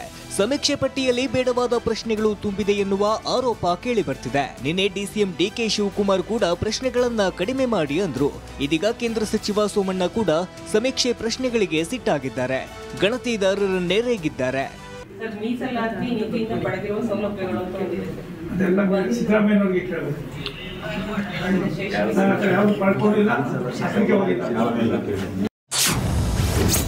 ಉಪಜಾತಿ ಸಿದ್ದರಾಮಯ್ಯ ಅಂತ ಬರ್ಕೊಳ್ಳಿ. ಜಾತಿ ಗಣತಿ ಸಮೀಕ್ಷೆ ಕುರಿತ ಪ್ರಶ್ನೆಗಳಿಗೆ ಬಿಜೆಪಿ ನಾಯಕ ವಿ ಸೋಮಣ್ಣ ಉತ್ತರ ನೀಡಿದ್ದಾರೆ. ಉಪಜಾತಿ ಯಾವುದು ಎಂದು ಕೇಳಿದಾಗ ಅದೆಲ್ಲ ಯಾಕೆ ಬೇಕು, ಸಿದ್ದರಾಮಯ್ಯ ಜಾತಿ ಅಂತಾನೆ ಬರೆದುಕೊಳ್ಳಿ ಎಂದು ಗರಂ ಆಗಿದ್ರು. ಪರ್ಯಾಯವಾಗಿ ಒಂದು ತಾಂತ್ರಿಕ ಸಮಿತಿಯನ್ನು ಮಾಡಿ ಅದ್ರ ಮೇಲೆ ನೀವು ಜಾತಿ ಗಣತಿನೇ ಮಾಡ್ತಾ ಇರೋದು, ಬೇರೆ ಏನು ಮಾಡ್ತಾ ಇಲ್ಲ. ನೀವೇನು ಮಾಡ್ತೀರಿ, ಆರ್ಥಿಕವಾಗಿ ಹಿಂದುಳಿದವರು ಏನು ಬೇಕು, ನಿಮ್ಗೆ ಬೇಕಾಗಿರೋದು ಅವನ್ಯಾವ ಜಾತಿ, ಇವನ್ಯಾವ ಜಾತಿ, ಆ ಜಾತಿ, ಈ ಜಾತಿ, ಅಥವಾ ಪ್ರಬಲವಾದ ಜಾತಿಗಳನ್ನ ಬಲಿ ಹಾಕೋದಕ್ಕೋಸ್ಕರವಾಗಿ ಇಂಥ ಎಲ್ಲ ಕಿಚಿಡಿ ಕೆಲಸ ಮಾಡ್ತೀವಿ. ಅಳಿಯಾಗ ಮಗಳು ಗಂಡ ಅನ್ನೋ ಕೆಲಸ ಮಾಡ್ತಿರಲ್ಲ, ಇದು ಒಳ್ಳೇದಲ್ಲ. ಕೆಲ ಪ್ರಶ್ನೆಗಳಿಗೆ ಉತ್ತರಿಸಲು ಸೋಮಣ್ಣ ಗರಂ. ಮದುವೆ ಆದಾಗ ಎಷ್ಟು ವರ್ಷ ಅಂತ ಕೇಳುವ ಪ್ರಶ್ನೆಗೆ ಟಾಂಗ್ ಕೊಟ್ಟ ಸೋಮಣ್ಣ ಅವೆಲ್ಲ ಯಾಕೆ ಬೇಕಿತ್ತು ಎಂದಿದ್ದಾರೆ. ನಮ್ಮ ಅಪ್ಪ ಅಮ್ಮನ್ನ ಕೇಳಬೇಕು, 26 ಅಂತ ಬರೆದುಕೊಳ್ಳಿ ಎಂದಿದ್ದಾರೆ. ಇದೆಲ್ಲ ಸಿದ್ದರಾಮಯ್ಯ ಓಟ್ಗಾಗಿ ಮಾಡ್ತಿದ್ದಾರೆ ಎಂದು ಕಿಡಿಕಾರಿದ್ರು. ಇಂಥ ಒಂದು ಕೆಲಸಗಳು ಒಂದು ರಾಜ್ಯ ಸರ್ಕಾರ, ಜವಾಬ್ದಾರಿ ಇರ್ತಕ್ಕಂಥ ಸರ್ಕಾರ, ನಾಗರಿಕ ಸರ್ಕಾರ, ಒಂದು ಸಿದ್ದರಾಮಯ್ಯನವರಂಥ ಮುಖ್ಯಮಂತ್ರಿಗಳು ಯಾರಿಗೋಸ್ಕರ ಇದು ಮಾಡ್ತಾ ಇದ್ದೀರೋ ಇದು ನಿಮ್ಗೆ ಒಳ್ಳೇದಾಗೋದಿಲ್ಲ. ತಾಂತ್ರಿಕ ಏನಾದ್ರು ಮಾಡಿ ಇದನ್ನು ಸರಳೀಕರಣ ಮಾಡಿದ್ರೆ ಇದು ಆಗೋದು ಇಲ್ಲ. ಇದರಿಂದ ನೀವು ಯಾವ ಉದ್ದೇಶ ಇದೆಯೋ ಅದನ್ನು ನೀವು ಈಡೇರಿಸ್ಕೋಬೋದೇ ವಿನ ಮತ್ತೊಂದು ಸರ್ಕಾರ ಬಂದಾಗ ಆ ಸರ್ಕಾರ ಏನು ಮಾಡ್ತಾ ಇದೆ ಅನ್ನೋದನ್ನು ಕೂಡ ನಿಮಗೂ ಯೋಚನೆ ಇರಲಿ. ಯಾವ ತಲೆ ಕೆಟ್ಟಿರೋರು ಈ ರೀತಿ ಪ್ರಶ್ನೆ ಕೇಳ್ತಾರೆ? ಅನೇಕ ಪ್ರಶ್ನೆಗಳಿಗೆ ಸಿದ್ದರಾಮಯ್ಯ ಡಿಕೆ ಶಿವಕುಮಾರ್ ಹೆಸರನ್ನೇ ಹಾಕಿಕೊಳ್ಳಿ ಎಂದು ಸೋಮಣ್ಣ ಉತ್ತರಿಸಿದ್ದಾರೆ. ಯಾವ ತಲೆ ಕೆಟ್ಟಿರೋರು ಈ ರೀತಿ ಪ್ರಶ್ನೆಗಳನ್ನೆಲ್ಲ ಹಾಕಿದ್ದು ಅವರನ್ನೇ ಕರೀಬೇಕು. ಎಲ್ಲಿ ಕೆಲಸ ಮಾಡುವುದು ಎಂಬ ಪ್ರಶ್ನೆಗೆ ಉತ್ತರ ಕೊಡಲು ಆಗ್ತಿಲ್ಲ ಎಂದು ಅಸಮಾಧಾನ ಹೊರಹಾಕಿದ್ರು. ಒಂದು ಸರ್ಕಾರ ಅಸ್ಥಿರತೆ ಕಾಡುವಾಗ ಅಸ್ಥಿರತೆಯನ್ನು ಸಾಮಾನ್ಯ ಜನರಿಗೆ ತೋರ್ಪಡಿಸಿದ್ರೆ ಜನ ಎಲ್ಲೋ ಒಂದು ಕಡೆ ನಮ್ಮ ಮೇಲೆ ಮೂಗು ಬೀಳ್ತಾರೆ ಅನ್ನೋ ದೃಷ್ಟಿಯಿಂದ ನೀವು ಮಾಡ್ತಾ ಇರ್ತಕ್ಕಂಥ ಅವೈಜ್ಞಾನಿಕ ಈ ಒಂದು ಗಣತಿ ಏನಿದೆ ಇದು ನಿಮಗೆ ಮಾಹಿತಿನೂ ಸಿಗೋದಿಲ್ಲ, ನೀವು ಕೊಟ್ಟಿರೋ ಡೇಟಲ್ಲಿ ಏನು ಮುಗಿಸೋಕ್ಕೂ ಆಗೋದಿಲ್ಲ. ಬಹುತೇಕ ಅಧಿಕಾರಿಗಳು ಮಾನಸಿಕ ಒತ್ತಡ ಆಗಿ ಎಲ್ಲ ಒಂದು ಕಡೆ ಇದ್ರ ಯಾಕಾದ್ರೂ ಬಂದಪ್ಪ ಅನ್ನೋ ಮಟ್ಟಕ್ಕೆ ತೊಳೆದಾಡ್ತಿದ್ದಾರೆ. ಸಿದ್ದರಾಮಯ್ಯಗೆ ಮೊಬೈಲ್ ಬಳಸೋಕೆ ಬರುತ್ತಾ? ಸ್ವಾಮಿ ನಿಮ್ಗಾಗಲಿ ನಮಗಾಗಲಿ ಕೂತ್ಕೊಳ್ಳೋಣ ನಾವಿಬ್ಬರು. ನಮ್ಮಿಬ್ಬರಿಗೂ ಕರೆಕ್ಟಾಗಿ ಅದು ಮಾಡೋಕ್ಕೆ ಆಪ್ರೇಟ್ ಮಾಡೋಕ್ಕೆ ಬರ್ತಾರ ಇಲ್ವಾ ಅನ್ನೋದನ್ನು ನಾವು ಯೋಚನೆ ಮಾಡಬೇಕಾಗಿದೆ. ಸಿದ್ದರಾಮಯ್ಯ ಸಾಹೇಬ್ರೆ, ನಾವು ಇನ್ನೂ ಕಲಿಯೋದು ತುಂಬ ಇದ್ದೀರಿ. ನೀವು ಬೇಜಾರು ಕಲಿಯೋದಿದೆ ರೀ. 2 ಸಾರಿ ಮುಖ್ಯಮಂತ್ರಿ ಆಗಿ ರಾಜ್ಯದಲ್ಲಿ ಮೊದಲನೇ ಬಾರಿ ಅನ್ನೋದಕ್ಕಿಂತ ಹೆಚ್ಚಾಗಿ ನಿಮ್ಮ ಕಾರ್ಯವೈಖರಿ ಈ ಮಟ್ಟಕ್ಕೆ ಇಳಿದ್ರೆ ಈ ರಾಜ್ಯನ ಉಳಿಸೋದು ಭಗವಂತನೇ ಬರಬೇಕಾಯ್ತದೆ. ಅವೈಜ್ಞಾನಿಕ ಗಣತಿಯಿಂದ ಮಾಹಿತಿ ಸಿಗ್ತಿಲ್ಲ, ಇದನ್ನ ಇನ್ನೂ ಸರಳೀಕರಣ ಮಾಡಿ, ಇದರಿಂದ ಜನರು ಗೊಂದಲ ಆಗ್ತಾರೆ ಎಂದು ಸಿದ್ದರಾಮಯ್ಯಗೆ ಸೋಮಣ್ಣ ಸಲಹೆ ನೀಡಿದ್ರು. Bureau report, republic Kannada. Basava ಸಂಸ್ಕೃತಿ ಅಭಿಯಾನ ಸಮಾರೋಪ ಸಮಾರಂಭ ಬೆಂಗಳೂರಿನ ಅರಮನೆ ಮೈದಾನದಲ್ಲಿ ಅದ್ದೂರಿಯಾಗಿ ನಡೆಯಿತು. ಕೆಲ ಸ್ವಾಮೀಜಿಗಳ ವಿರೋಧ ಇದ್ರೂ ಕೂಡ ಮುಖ್ಯಮಂತ್ರಿಗಳು ಆಗಮಿಸಿ ಶರಣರ ಬೇಡಿಕೆಗೆ ವೇದಿಕೆಯಲ್ಲೇ ಘೋಷಣೆಯನ್ನ ಮಾಡಿದ್ದಾರೆ.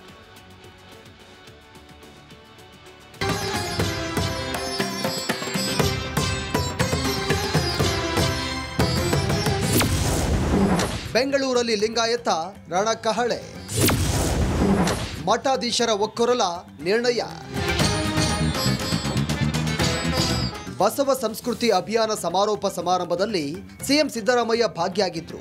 ಬೀದರ್ ಟು ಚಾಮರಾಜನಗರ ಜಿಲ್ಲೆಯ ವಿವಿಧ ಲಿಂಗಾಯತ ಮಠಾಧೀಶರು ಭಾಗಿಯಾಗಿದ್ರು. ಕಾರ್ಯಕ್ರಮದಲ್ಲಿ ಸ್ವಾಮೀಜಿಗಳು ಮಹತ್ವದ ನಿರ್ಣಯವನ್ನ ತೆಗೆದುಕೊಂಡಿದ್ದಾರೆ.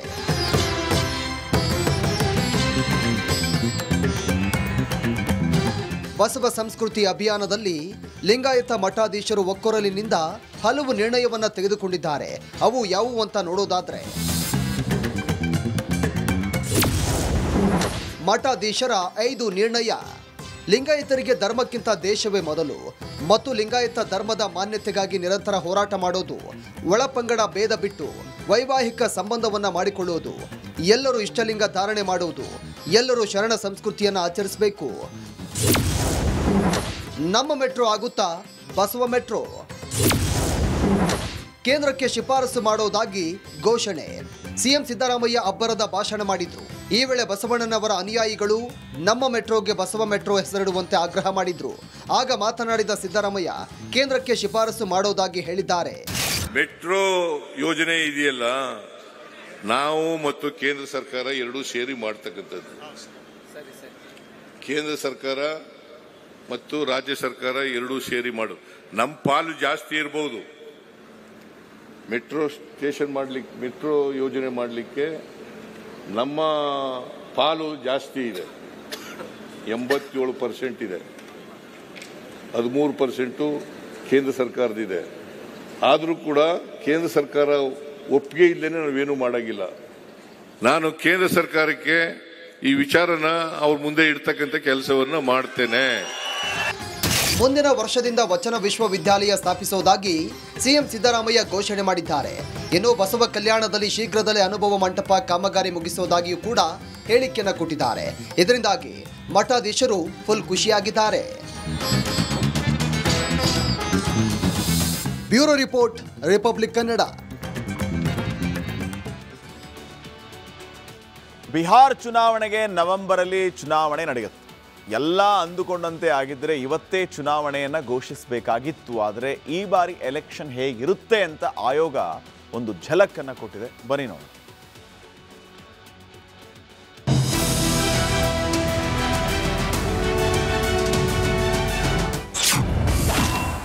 ನವೆಂಬರ್ 22ರ ಒಳಗೆ ಬಿಹಾರ ಚುನಾವಣೆ. ಇವಿಎಂನಲ್ಲಿ ಅಭ್ಯರ್ಥಿಗಳ ಕಲರ್ ಫೋಟೋ. ಬಿಹಾರ ಚುನಾವಣೆಗೆ ಕೌಂಟೌನ್ ಶುರುವಾಗಿದ್ದು, ಭಾರತೀಯ ಚುನಾವಣಾ ಆಯೋಗ ಇಂದು ಬಿಹಾರ ವಿಧಾನಸಭಾ ಚುನಾವಣೆಗೂ 17 ಹೊಸ ಬದಲಾವಣೆಯನ್ನ ಮಾಡಿದೆ. ಅಲ್ಲದೆ ನವೆಂಬರ್ 22ರ ಒಳಗಾಗಿ ಎಲೆಕ್ಷನ್ ನಡೆಸುವುದಾಗಿ ಘೋಷಿಸಿದೆ.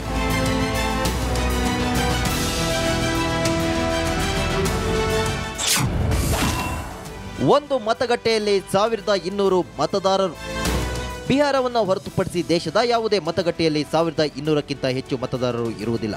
ಜನಸಂದಣಿಯನ್ನ ಕಡಿಮೆ ಮಾಡಲು, ಮತದಾರರ ಸಾಲುಗಳನ್ನು ಚಿಕ್ಕದಾಗಿಸಲು ಮತ್ತು ಬಹುಮಹಡಿ ವಸತಿ ಸಂಕೀರ್ಣಗಳು, ಸೊಸೈಟಿಗಳಲ್ಲಿ ಹೆಚ್ಚುವರಿ ಬೂತ್ಗಳನ್ನು ಒದಗಿಸಲು ಚುನಾವಣಾ ಆಯೋಗ ನಿರ್ಧರಿಸಿದೆ. ಇಷ್ಟು ದಿನ ನಡೆಯುತ್ತಿದ್ದ ಚುನಾವಣೆಗಳ ಇವಿಎಂನಲ್ಲಿ ಮತಪತ್ರಗಳು ಬ್ಲ್ಯಾಕ್ ಅಂಡ್ ವೈಟ್ ಇರುತ್ತಿದ್ವು. ಈ ಬಾರಿ ಸರಣಿ ಫಾಂಟ್ ಅಭ್ಯರ್ಥಿ ಫೋಟೋ ಕಲರ್ ಇರುತ್ತೆ. ಈ ಹಿಂದೆ ಮೊಬೈಲ್ ಅನ್ನು ತರುವುದಕ್ಕೆ ನಿಷೇಧ ಹೇರಲಾಗಿತ್ತು. ಆದರೆ ಈಗ ಮತದಾರರು ಮೊಬೈಲ್ ತೆಗೆದುಕೊಂಡು ಹೋಗಬಹುದು. ಮತಗಟ್ಟೆಗಳ ಹೊರಗಿಟ್ಟು ಮತ ಚಲಾಯಿಸಬಹುದು. ಪ್ರತಿಯೊಬ್ಬ ಅಭ್ಯರ್ಥಿಯು ಮತಗಟ್ಟೆಯಿಂದ 100 ಮೀಟರ್ ಒಳಗೆ ತಮ್ಮ ಏಜೆಂಟ್ ಅನ್ನು ನಿಯೋಜಿಸಬಹುದು. ಪ್ರತಿ ಮತಗಟ್ಟೆಯಲ್ಲಿ 100% ವೆಬ್ಕಾಸ್ಟಿಂಗ್ ಲಭ್ಯವಿರುತ್ತದೆ. ಈ ಹಿಂದೆ ಕನಿಷ್ಠ 50% ಅಥವಾ 60% ಬೂತ್ಗಳಲ್ಲಿ ವೆಬ್ಕಾಸ್ಟಿಂಗ್ ಲಭ್ಯವಿತ್ತು. आधार कार्ड आधार एक्ट के तहत भी न तो जहां आप रहते हैं उसका प्रमाण होता है और न नागरिकता का प्रमाण होता है. ये सेक्शन 9 आधार एक्ट का इस विषय में स्पष्ट है. ಬಹು ನಿರೀಕ್ಷಿತ ಬಿಹಾರ ಚುನಾವಣೆಗೆ ಈಗಾಗಲೇ ದಿನಗಣನೆ ಆರಂಭವಾಗಿದ್ದು ನವೆಂಬರ್ನಲ್ಲಿ ಚುನಾವಣೆಯನ್ನು ನಡೆಸಲು ಚುನಾವಣಾ ಆಯೋಗ ಸಿದ್ಧತೆ ಮಾಡಿಕೊಂಡಿದೆ. News desk, republic Kannada. ಈ ಹಿಂದೆ ದೇಗುಲದ ಗರ್ಭಗುಡಿಗೆ ಸ್ತ್ರೀಯರ ಪ್ರವೇಶದ ವಿಚಾರವಾಗಿ ತೀವ್ರ ವಿವಾದಕ್ಕೆ ಕಾರಣವಾಗಿದ್ದ ಶಬರಿಮಲೆ ಅಯ್ಯಪ್ಪ ಸ್ವಾಮಿ ದೇಗುಲ ಇದೀಗ ದೇವಸ್ಥಾನದ ಚಿನ್ನದಲ್ಲಿ ನಡೆದಿದೆ ಎನ್ನಲಾದ ಅವ್ಯವಹಾರದ ಕುರಿತು ಮತ್ತೆ ಸುದ್ದಿಯಲ್ಲಿದೆ. ದೇವಸ್ಥಾನದ ದ್ವಾರಪಾಲಕ ಮೂರ್ತಿಗಳ ಚಿನ್ನ ಲೇಪಿತ ಕವಚದಲ್ಲಿನ ಚಿನ್ನದ ತೂಕ ಕಡಿಮೆ ಆಗಿದೆ ಅಂತ ಬೆಂಗಳೂರಿನ ಉನ್ನಿಕೃಷ್ಣನ್ ಪೊಟ್ಟಿ ಮೇಲೆ ಗಂಭೀರವಾದಂಥ ಆರೋಪ ಕೇಳಿಬಂದಿದೆ. ಇದೇ ಸಂಗತಿ ಕೇರಳದಲ್ಲಿ ಭಾರೀ ರಾಜಕೀಯ ಜಟಾಪಟಿಗೂ ಕಾರಣ ಆಗಿದೆ. There should be a thorough investigation to how the gold plates submitted offering to Sabarimala by the Vijay Mallya in 1998 turned in copper plates. I think there should be a thorough investigation to how the gold plates submitted offering to ಹಾಗಿದ್ರೆ ಎಲ್ಲಿ ಹೋಯ್ತು ಈ ಅಯ್ಯಪ್ಪ ಸ್ವಾಮಿಯ ಚಿನ್ನ ಅನ್ನುವಂಥ ಪ್ರಶ್ನೆ ಈಗ ಮೂಡ್ತಾ ಇದೆ. ಹಿಂದೂಗಳ ಆರಾಧ್ಯ ದೈವ ಶಬರಿಮಲೆ ಅಯ್ಯಪ್ಪ ಸ್ವಾಮಿ. ಉದ್ಯಮಿ ವಿಜಯ್ ಮಲ್ಯ ಅವರು ಕೂಡ ಅಯ್ಯಪ್ಪ ಸ್ವಾಮಿಯ ಭಕ್ತರೇ. 1998ರಲ್ಲಿ ಮಲ್ಯ ಅವರು ಒಂದು ಕೊಡುಗೆಯನ್ನು ಕೊಡೋದಕ್ಕೆ ನಿರ್ಧಾರ ಮಾಡ್ತಾರೆ ದೇವಸ್ಥಾನಕ್ಕೆ. ಏನದು? ಗರ್ಭಗುಡಿ ದ್ವಾರಪಾಲಕ ವಿಗ್ರಹಗಳಿಗೆ ಚಿನ್ನದ ಲೇಪವನ್ನು ಇವರು ಮಾಡಿಸ್ತಾರೆ. ಎಷ್ಟು ಅಂತಂದರೆ ಬರೋಬ್ಬರಿ 30.3 kg ಚಿನ್ನ, 1900 kg ತಾಮ್ರವನ್ನು ವಿಜಯ್ ಮಲ್ಯ ಅವರು ದಾನ ಮಾಡ್ತಾರೆ. ಆದರೆ 2019ರಲ್ಲಿ ಚಿನ್ನದ ಕವಚಗಳ ಮರುಲೇಪನ ಆಗಬೇಕಾಗಿತ್ತು. ಚಿನ್ನದ ಕವಚಗಳನ್ನು ಚೆನ್ನೈಗೆ ಕೊಂಡೊಯ್ದ ಉನ್ನಿಕೃಷ್ಣನ್ ಪೊಟ್ಟಿಯವರು ಬರೋಬ್ಬರಿ 39 ದಿನಗಳ ಬಳಿಕ ಕವಚಗಳನ್ನು ವಾಪಸ್ ಕೊಡ್ತಾರೆ ಪೊಟ್ಟಿಯವರು. ವಾಪಸ್ ಕೊಟ್ಟಾಗ ಏನಾಗುತ್ತೆ ಅಂತಂದರೆ 4 kg ಚಿನ್ನ ಕಡಿಮೆ ಆಗಿತ್ತಂತೆ. ಅವರು ವಾಪಸ್ ಹಿಂದಿರುಗಿಸಿದಾಗ 4 kg ಚಿನ್ನ ಕಡಿಮೆ ಆಗಿತ್ತು. ಒಂದಲ್ಲ ಎರಡಲ್ಲ 4 kg. ಕವಚವನ್ನ ಕೊಂಡೊಯ್ಯುವಾಗ ದಾಖಲೆಗಳನ್ನು ನಿರ್ವಹಿಸಿಲ್ಲ.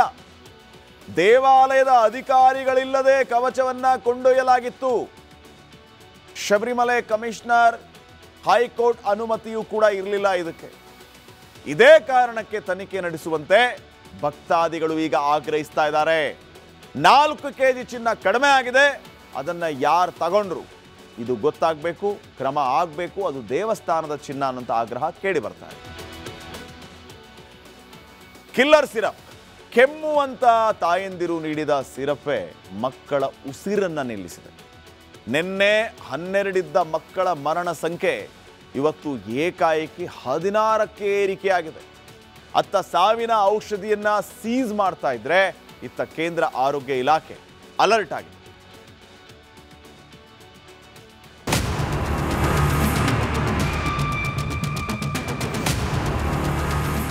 ತಿನ್ನೋ ಆಹಾರ ವಿಷವಾಯ್ತು, ಸೇವಿಸೋ ಗಾಳಿ ವಿಷವಾಯ್ತು, ಕುಡಿಯೋ ನೀರು ಕಲುಷಿತವಾಯ್ತು. ಇದೀಗ ಹುಷಾರಿಲ್ಲ ಎಂದು ಮಕ್ಕಳಿಗೆ ಸಿರಪ್ ನೀಡಿದ್ರೆ ಉಸಿರನ್ನೇ ನಿಲ್ಲಿಸ್ತಿದೆ. ಹೌದು, ಕೆಮ್ಮು ಎಂದು ಸಿರಪ್ ನೀಡಿ 16 ಕಂದಮ್ಮಗಳು ಮೃತಪಟ್ಟಿರುವುದು ಇಡೀ ದೇಶವನ್ನೇ ಬೆಚ್ಚಿ ಬೀಳಿಸಿದೆ. ಕಿಲ್ಲರ್ ಸಿರಪ್, 2 ರಾಜ್ಯ, 16 ಮಕ್ಕಳು ಸಾವು. ಮಕ್ಕಳ ಪಾಲಿಗೆ ಯಮಪಾಶವಾದ ಕೆಮ್ಮಿನ ಔಷಧಿ. ಡೆಡ್ಲಿ ಕೆಮ್ಮಿನ ಔಷಧಿ ಸೇವಿಸಿ 16 ಮಕ್ಕಳು ಮೃತಪಟ್ಟಿದ್ರೆ ಅಸ್ವಸ್ಥರಾದ ಮಕ್ಕಳಿಗೆ ಆಸ್ಪತ್ರೆಯಲ್ಲಿ ಚಿಕಿತ್ಸೆ ನೀಡಲಾಗ್ತಿದೆ. ತಕ್ಷಣ ಎಚ್ಚೆತ್ತ ಕೇಂದ್ರ ಸರ್ಕಾರ ಕೋಲ್ಡ್ರಿಫ್ ಮತ್ತು ನೆಕ್ಸ್ಟೋ ಡಿಎಸ್ ಎಂಬ 2 ಸಿರಪ್ ಅನ್ನು ಬ್ಯಾನ್ ಮಾಡಿದೆ. ತಮಿಳುನಾಡು, ಮಧ್ಯಪ್ರದೇಶ, ರಾಜಸ್ಥಾನ ಬೆನ್ನಲ್ಲೇ ಕೇರಳದಲ್ಲಿ ನಿಷೇಧ ಹೇರಲಾಗಿದೆ. ಆದರೂ ಕೂಡ ಸಾವಿನ ಸರಣಿ ಮುಂದುವರೆದಿದೆ. ಕಿಲ್ಲರ್ ಸಿರಪ್ ಎಸ್ಐಟಿ ರಚಿಸಿದ ಮಧ್ಯಪ್ರದೇಶ. ಕೆಮ್ಮಿನ ಸಿರಪ್ ಸೇವಿಸಿ ಮೃತ ಮಕ್ಕಳ ಸಂಖ್ಯೆ ಏರಿಕೆಯಾಗ್ತಿದ್ದಂತೆ ಮಧ್ಯಪ್ರದೇಶ ಸರ್ಕಾರ ತನಿಖೆಗೆ ಎಸ್ಐಟಿ ರಚನೆ ಮಾಡಿದೆ. ಮಧ್ಯಪ್ರದೇಶ, ತಮಿಳುನಾಡು, ರಾಜಸ್ಥಾನದಲ್ಲಿ ತನಿಖೆ ನಡೆಸಲಿದ್ದು ಕೋಲ್ಡ್ರಿಫ್ ಮತ್ತು ನೆಕ್ಸ್ಟ್ರೋ ಡಿಎಸ್ ಜನ್ಮ ಜಾಲಡಲಿದೆ. ಚಿಂದ್ವಾರ ಮೆಡಿಕಲ್ ಶಾಪ್ಗಳ ಮೇಲೆ ದಾಳಿ ನಡೆಸಿ ಸಿರಪ್ಗಳನ್ನು ಸೀಸ್ ಮಾಡಲಾಗಿದೆ.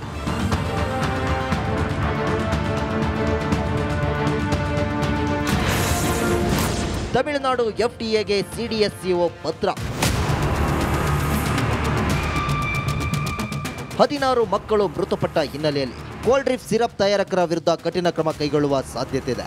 ತಮಿಳುನಾಡು ಕೇಂದ್ರ ಔಷಧ ಗುಣಮಟ್ಟ ನಿಯಂತ್ರಣ ಸಂಸ್ಥೆಗೆ ಪತ್ರ ಬರೆಯುವ ಸಾಧ್ಯತೆ ಇದೆ. ತನಿಖೆ ಚುರುಕು, ಕೊನೆಗೂ ವೈದ್ಯ ಲಾಕ್.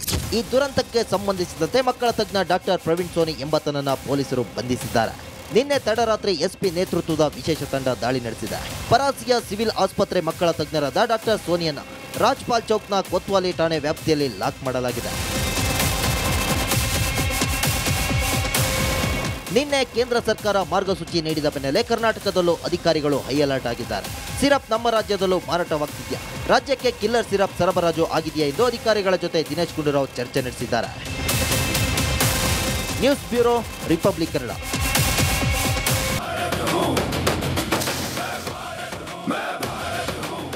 ಪ್ಯಾರಿಸ್ ಸೈಂಟ್ ಜರ್ಮೈನ್ UCLನ ಪಟ್ಟವನ್ನ ಉಳಿಸಿಕೊಳ್ತಾರ.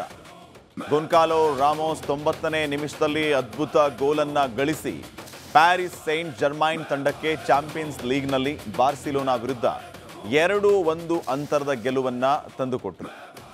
ಎಸ್ಟಾಡಿ ಒಲಿಂಪಿಕ್ಸ್ ಲೂಯಿಸ್ ಕಂಪನೀಸ್ನಲ್ಲಿ 1-0 ಹಿನ್ನಡೆ ಇತ್ತು. ಹಾಲಿ ಚಾಂಪಿಯನ್ಗಳು ಟೂರ್ನಮೆಂಟ್ನ ನೆಚ್ಚಿನ ತಂಡಗಳಲ್ಲಿ 1 ವಿರುದ್ಧ ಉತ್ಸಾಹದಿಂದಲೇ ವಾಪಸಾತಿ ಮಾಡಿದ್ರು.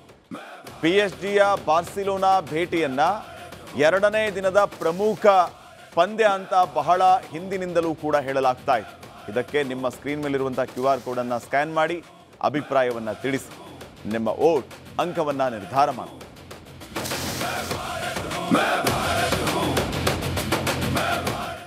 ಇದು ಇವತ್ತಿನ ಕರ್ನಾಟಕ ಪ್ರೈಮ್ ಟೈಮ್. ನೋಡ್ತಾರೆ ರಿಪಬ್ಲಿಕ್ ಕನ್ನಡ, ಇದು ನಿಮ್ಮ ಧ್ವನಿ. ಆರೋಗ್ಯ ಹಾಗೂ ನ್ಯೂಟ್ರಿಷನ್ ಸಿಗುತ್ತೆ, ನೋಡಿ ಬಾಡಿ ಸ್ಟ್ರಾಂಗ್ ಆಗುತ್ತೆ. ಸ್ವಲ್ಪ ತಿಂದು ಹಸಿವು ನಿಗುತ್ತೆ, ಡೈಜೆಷನ್ಗೆ ಇಲ್ಲ ಅಪಾಯ. MDH ಸೋಯಾ ಟೀ, ಅಸಲಿ ಪ್ರೋಟೀನ್. MDH